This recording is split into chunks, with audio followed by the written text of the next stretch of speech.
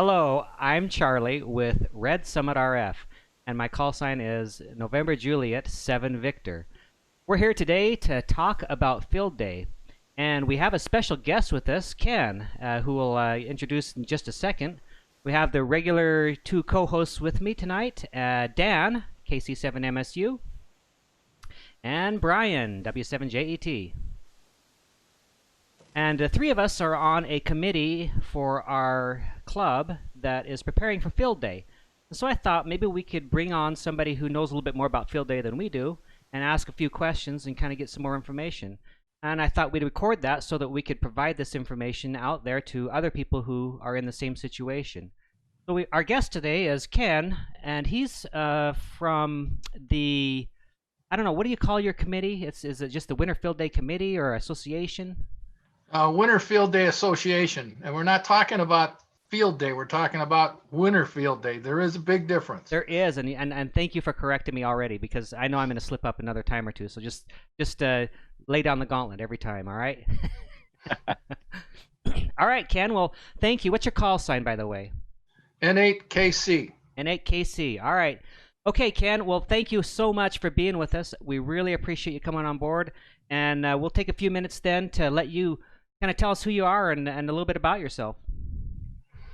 Well, I'm not originally from the Michigan area. Originally, I'm from New York. I was born just inside the New York City limits and lived there for a number of years. My dad was a GM fella and transferred around the country. We wound up here when I was about maybe 20 years old, I think, when we moved up here to Michigan.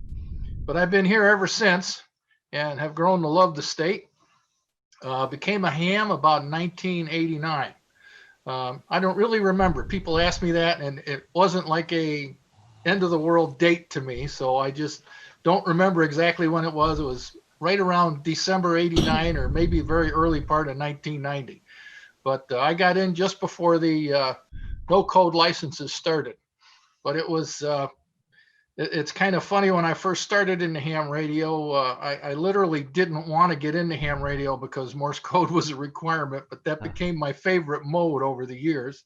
Yeah, me too. So if somebody wants to find me on the bands, especially in contests, I'll usually be doing CW. Although I use all the other modes too. I came into Winter Field Day. That's kind of do you want me to go into that now? Sure. You know what? Yeah. Let's just hop right in there. The first question I was going to ask you, Ken, was what is Winter Field Day and how did it get started? So yeah, I mean, let's start right there. Okay. Winter Field Day began with an organization called acronym of SPAR, Society for the Preservation of Amateur Radio. Kind of a glorious title, but that was their object was to foster improvement in hams, on the air activities and stuff like that. And they originally came up with the idea for Winter Field Day. It's a little different back then than it is now as far as the exchange that was given on the air. Temperature was a part of the exchange. You might say you were two people working together and that the temperature outside, I mean, it was a fairly long, involved exchange. Maybe not so much for somebody operating phone, but it was absolutely horrendous for CW operators to have to repeat it over and over again. And for the digital guys too. So make a long story short, the SPAR group was a group of, I think, 3 or 4 fellas. And they were all in their late 70s and early 80s by the time SPAR let go of Winter Field Day. And what really had happened was in 2007, they started the contest. Our club got into it after getting into a couple other contests, one that was called Freeze Your Butt Off. If you look that up, you'll find that in the contest calendar. We did that for a number of years. And then we found that they weren't scoring the contest to our liking. So, I mean, they just simply kind of stopped one year. And we decided we'd look for something else. Well, we found this Winter Field Day. This is just my local club. Had nothing to do with me and Winter Field Day at the time. And we got in on Winter Field Day. Well, we probably got into it about 2012. And after our 3rd year of doing it, in 2015, the Winter Field Day group, now I said like they're in their late 70s, early 80s. They didn't score it that year. People sent in logs and nothing happened. So I wasn't a part of the Winter Field Day group back then. There were 4 guys: Tom Phelps, W8WFD, Bill Nagel, VE3FI, Dave Tabbitt, W3DET Tango, and Eric McCord, WX4ET. And those guys were the ones who pestered the original SPAR group to let them take over the scoring of Winter Field Day. And eventually they got through to the guys. It was hard even getting a hold of them because a couple of them were in the hospital. I mean, it was just, they were an older group. They had never brought anybody younger in, and they just got too old to take care of it anymore. So these guys stepped in, scored the 2015 contest, and then from there, they took over and started running it themselves. Well, after the first year, they were just starting into it the first year. They had a Facebook page that I came across, and our group had already been doing Winter Field Day. And when I came across the Facebook page, that was probably their best way of getting the info out to people about Winter Field Day, when it was, what it was, how to compete, where to send logs and stuff like that. And when I started talking to them about that, I was already running 2 or 3 other pretty large groups, a high school group and a few other things on Facebook. So I told them, I says, if you let me run your Facebook page, let me in as an administrator and run the Facebook page, I'll grow your membership on Facebook. And I promised them that I would double their membership within a month.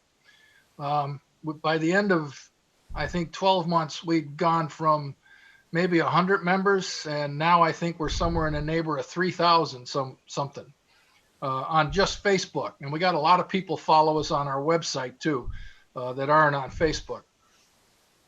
But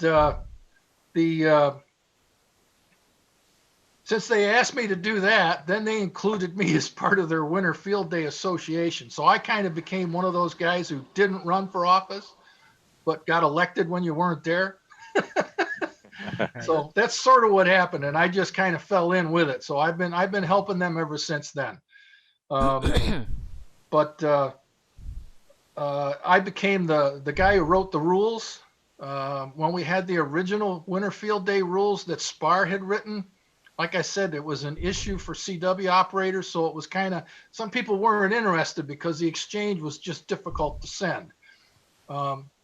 Some people didn't like the changes we made to the rules, but it increased participation exponentially. I mean, we went from like 120 logs to last year. I think we were in the neighborhood of probably 1,400 logs turned in.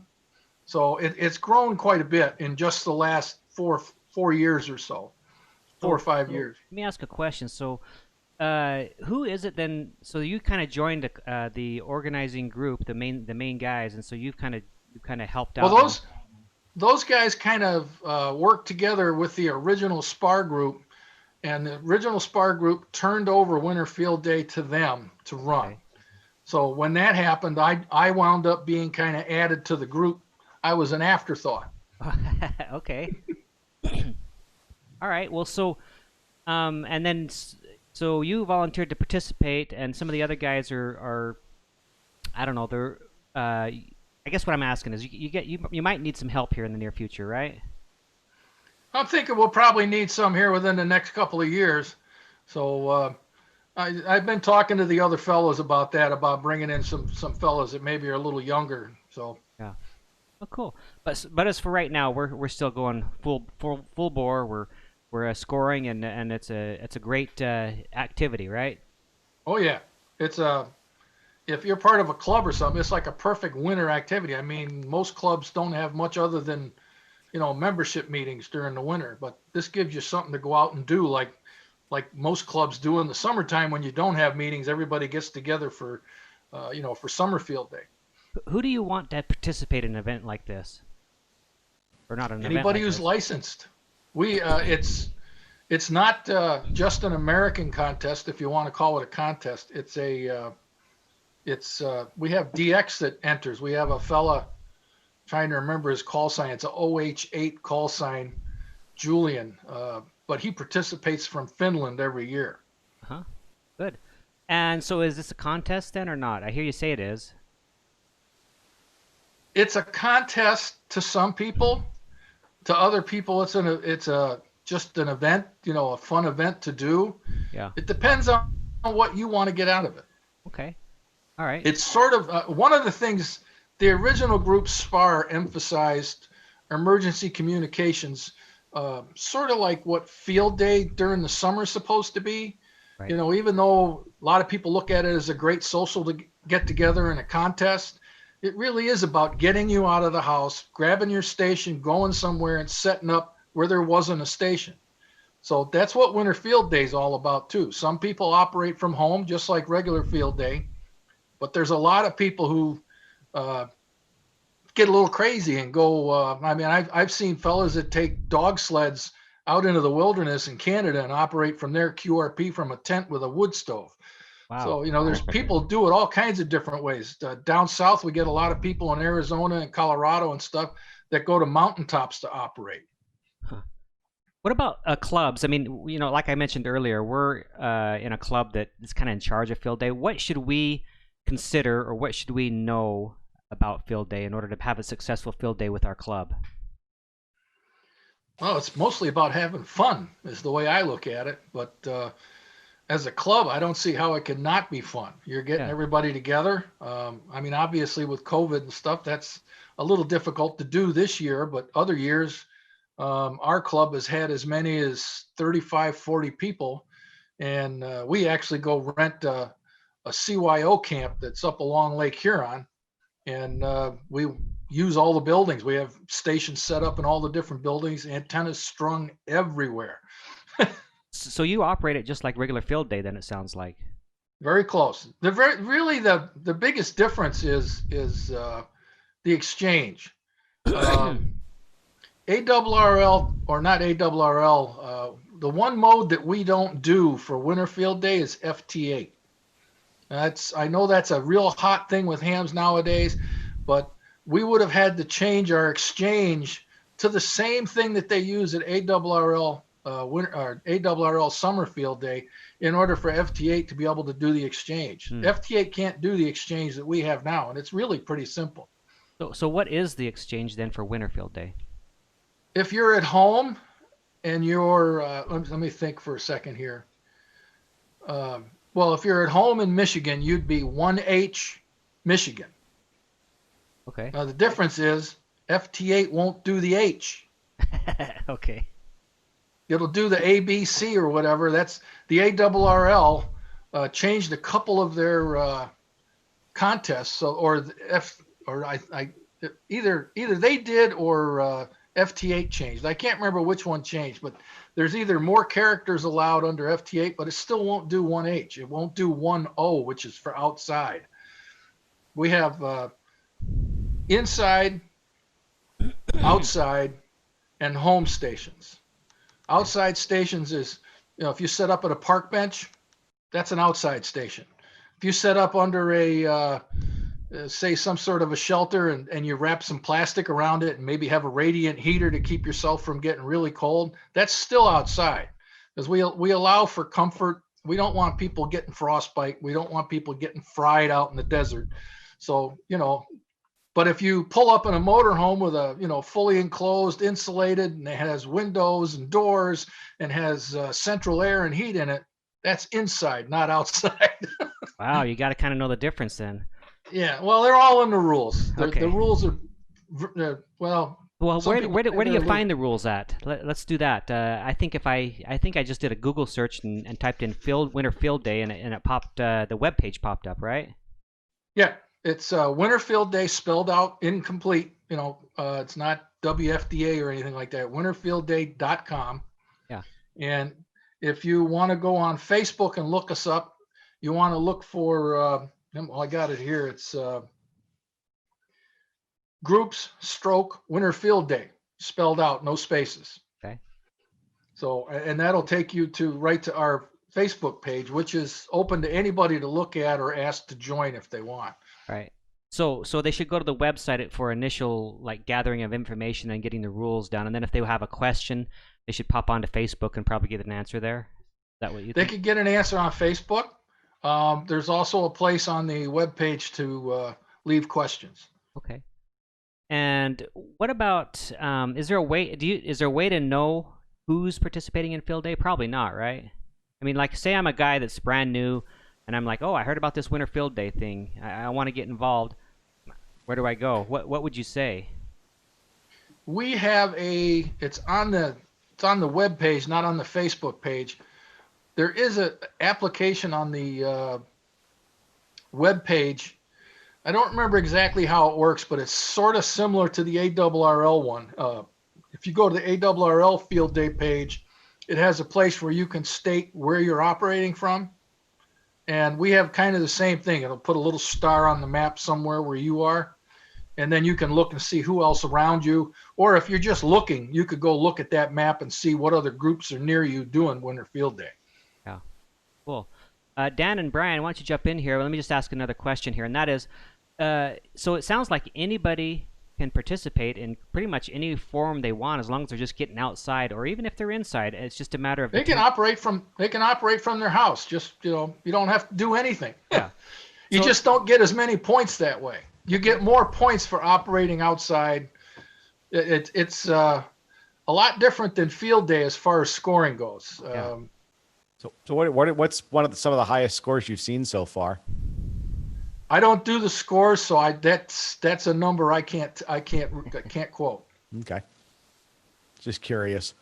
We're planning on operating 3 stations, I think. Yeah. From inside, outside. 3 stations. There'll Outside. be 3 outside. We're basically going to operate like we normally would for field day. Just the difference is we won't be. If you operate an outside station, we have bonus points that are part of the score. Once you read the rules, you'll understand them better. But the bonus points are outside is worth 2,000 points, or 1,500 points. I'm sorry, 1,500 points. If you work a satellite, make a satellite contact, and the new ISS repeater would count as one. If you make a satellite contact, that's 1,500 points just for one contact. Okay. If you, what are the other ones? There's multipliers. Every time you work a new band, like if you work only one band, if you work only 40 meters, you have no multipliers. The minute you start making contacts on a second band, that's a multiplier. Each band you work is a multiplier. So if you're a club and you're looking to make a higher score, you want to work more bands. You want to work 2 meters. You want to put some effort into making at least one contact on 10 and 15. So. Well, and I was just looking on the site. As a matter of fact, it says currently in the map section, and it says there's currently 67 sites registered right now. And there's actually 2 out of Arizona, and we'll have to add our group on there. So there'll at least be 3 sites here in Arizona that will be operating as winter field day. And I'm sure, like you said, there will be more, as some folks just like to go out and find a mountain somewhere and operate either on their own or with a small group. So I'm sure there'll be other Arizona groups in there as well. It's just like field day in the summer. You'll hear a lot of guys operating from home, especially on Sunday. If you've ever noticed that on regular field day, Sunday, there's all kinds of guys kind of come out of the woodwork because they know you haven't worked them yet. So everybody out there wants to work that guy for another contact. Yeah. Yeah. So I guess we haven't mentioned yet when it is. That'd be good to know, wouldn't it? The words to remember are the last full weekend in January every year. Okay. So I can't give you a date because I've had people. In fact, one of the local clubs here last year set up to play winter field day last year on the wrong weekend. Oh, gee. That doesn't help. Where is everybody? The bands are kind of quiet today. Yeah, that's exactly what happened. Anything else, Dan, Brian? I think we got covered kind of a little bit of the history. Yeah.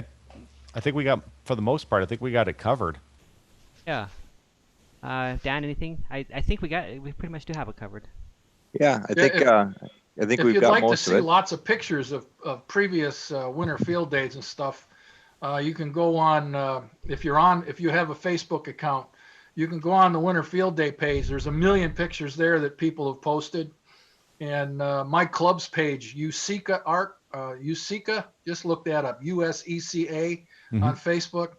And there's a million pictures on there too from several different winter field days, plus everything else the club does. Cool. All right. Well, I guess we're gonna have a go at it with our club. Have we participated in the winter field day? How many times have we done that, Brian?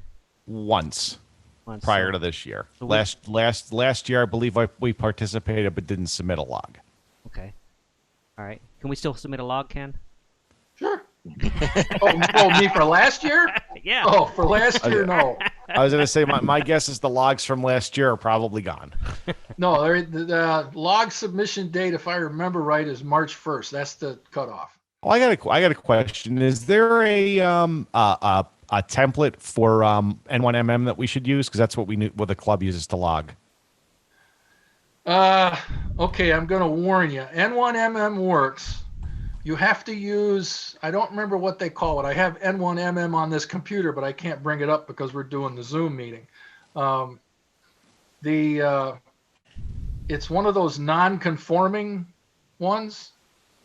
And Okay. it also has, it doesn't do, like if you log, say you're on 40 meters and you log a CW contact, then a phone contact, which could be sideband AM, doesn't matter what it is. Right. And then you're going to log a digital contact. N1MM is going to log it as RIDI. Okay. And that doesn't pass muster when it comes to us to go through the automatic scoring. Okay. It won't see that as digi. It's supposed to be DI.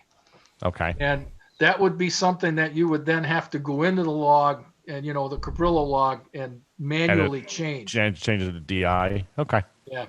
But like I said, it's not, if you go through and look, they don't have a winter field day, and it has to be for winter field day. Because if you use field day, if you use a regular field day log, it's looking for 1 alpha, 1 bravo, that sort of thing. And that's not Right. the exchange.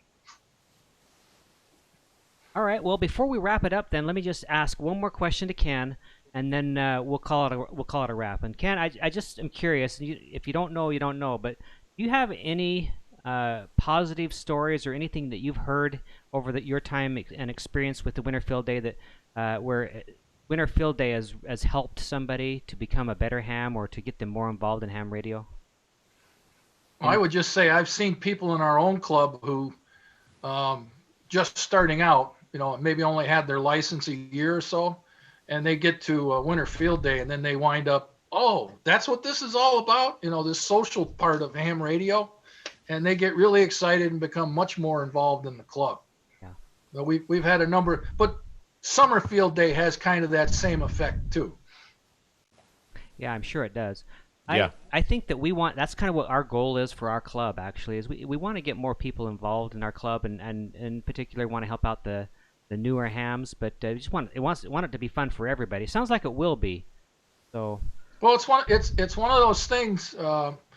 If you do summer field day, that's one of the best things. You can have somebody who doesn't know code come in and sit down and be a logger for you. There's too many guys I see that do field day and winter field day where they sit there with a mouse clicking on a contact. They see something on their pan adapter. They click on that. Their signal goes there. The computer sends CW. It sends CW back, and they click, and they've got a contact. Well, that rules out the guy next to you helping you, the new guy. Yeah. If you have the new guy sit down, he doesn't necessarily have to know code, but you be the one who's copying, and then you just turn to him and say, well, that was WB8E, and he was 1 alpha or he was 1 home or whatever. And that gets that person involved and gets them more excited. Same thing goes with winter field day. We've had lots of people come up, don't know anything about digital.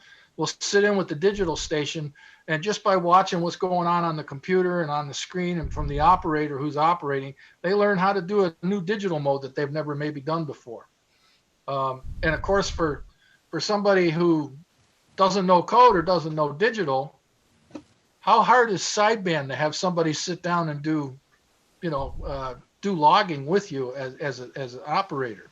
Oh, yeah. It doesn't take much logging. Usually that person will ask you if they can get behind the microphone. Right. Yeah, and for us here in Arizona, we believe this is a great event for us out here in the desert, because it's very difficult to hold Summerfield Day here in the Valley of the Sun, but Winterfield Day is, pretty mild weather, and it's not too cold and everything. So it should be a great gathering event here in the Valley for us, as well as for other people who happen by the Winterfield Day site, so they can learn a little bit about what amateur radio really is today. Well, something else you might want to try. This isn't sponsored by Winterfield Day, but my club has been doing it for years. We call them Larks in the Park. And obviously we do it in the summertime. That's probably not the best time to do it in Arizona, but you wind up with anywhere from 4 to 15 guys show up at a park somewhere and set up a few radios and a couple of antennas in the trees. And next thing you know, you got people showing up. It's not just about the radios. Half the time the radios will sit there, nothing happening, and people are more interested in the hot dogs and the cookies and the potato chips. But you get them out in the park with a little bit of food, and the fun starts, and radio's just a part of it. Cool. All right. Well, I think we're really excited with our club anyway to do it again this year, Ken, and thank you so much for giving us a little bit of the history and the reason why people should participate. I think what I'll do is put in the notes below, I'll put the link to the Winterfield Day website and the Facebook link. Anything else should go there?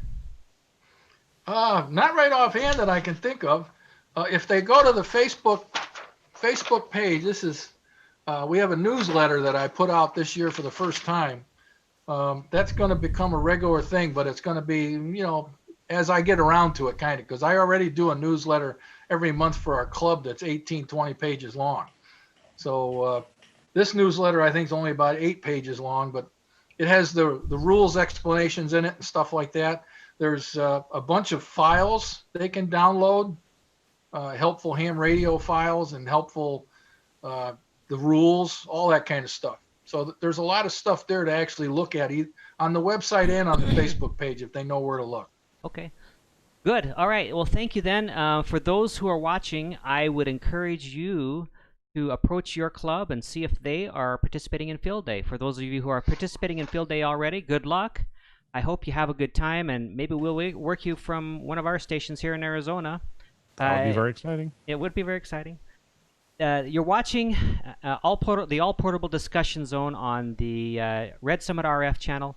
We do a bi-weekly interview, and this is just kind of a special edition. We'll slip in there somewhere. But again, our guest Ken, we really appreciate you coming on board and talking to us a little bit about Field Day. We'll get this out, and hopefully some guys will take a look at it and get all jazzed up and enthused about Winter Field Day. Hey, no problem. My pleasure. And, if you're a club, it doesn't hurt to have shirts to sell, too. That says Winter Field Day from our club. It's backwards in the Zoom, but. All right. Thank you. See you, everybody. All right. See you on the air. Bye, guys. Bye.